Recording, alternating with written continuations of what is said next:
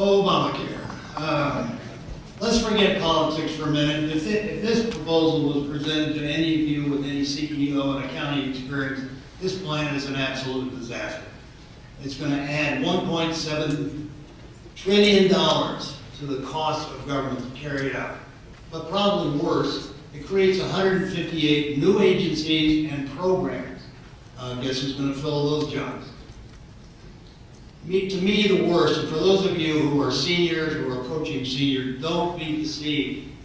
It takes $716 billion out of Medicare to fund Obamacare. It's going to reduce the services and the availability of things for current seniors. We need to restore that $716 billion back to Medicare to keep the promise we have to our seniors to ensure that they have that coverage.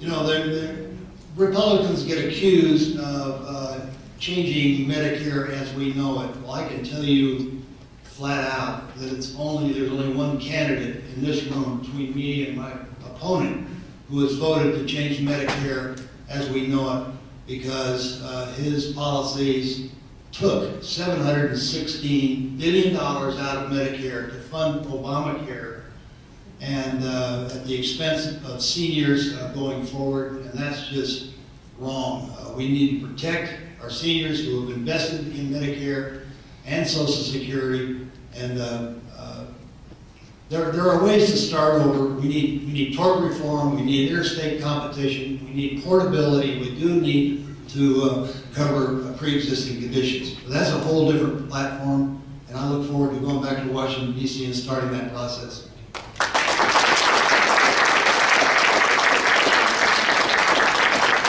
First, we need to set the record straight. Joe, the $716 or $760 billion, used a couple numbers last couple of days, that does not cut any benefits from Medicare. That money is savings from something you talked about earlier, which is savings from fraud, waste, abuse, and duplicative types of services.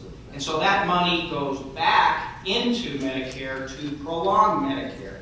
Now, the reason I supported the Affordable Care Act was because, one, we do away with something that's just been terrible, and that's discriminating against people with prior illnesses and health conditions. And my guess is everybody in this room has somebody, a loved one, a close friend, a neighbor who has a prior condition of some kind. There's no longer discrimination in that respect.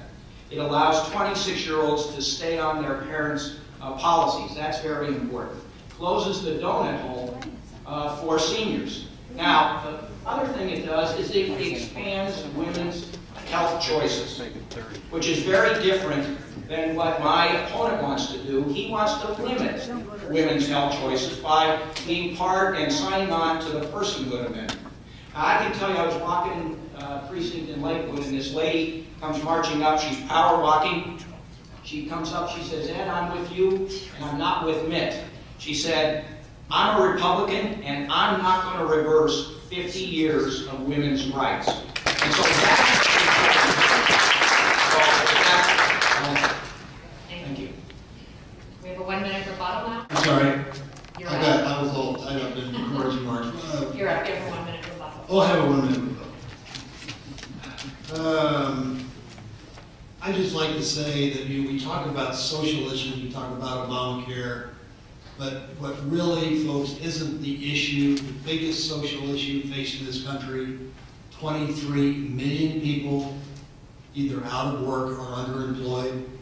Only 1 out of 2 college students have a chance at finding a job that matches their degree. That's the social issue in this country. Don't be distracted by all these little mines that the opposition Democrats place in our way. Let's concentrate on the big issues, and that is to find ways to get 23 million people back to work in good positions. And that can only take place through the private sector. It cannot take place through the public sector. Private sector funds the public sector.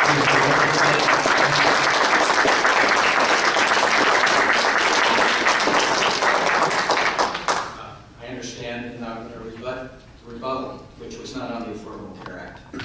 And so what I would say to Joe is that 23 million jobs were added during the Clinton administration. Millions of jobs were lost under the Bush administration, especially in the last 6 to 8 months of the Bush administration, where we were losing 800,000 private jobs a month. Was that last century? A month. 800,000 jobs a month.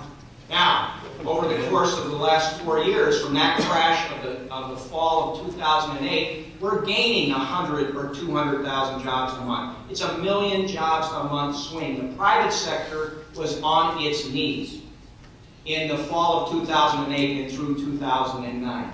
And so we need to do things like the production tax credit, where in this community, Vestas has come in, has invested millions and millions of dollars, along with all of the suppliers. That kind of incentive really makes a big difference, and I asked my opponent whether he supports that production tax credit or not. Okay, well, we're going to move to energy right now. So, question, subject that